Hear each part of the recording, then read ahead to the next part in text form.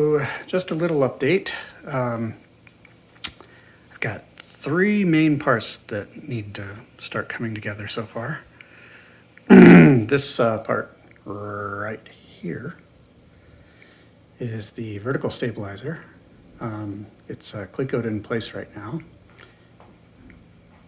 And this part over here is the rudder.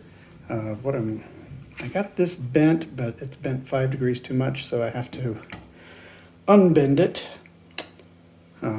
What I'm finding is that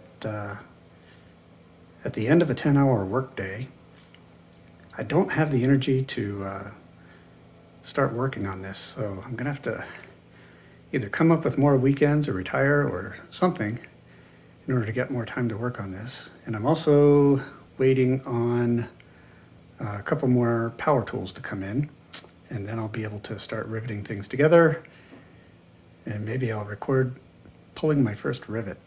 So that's the update for today.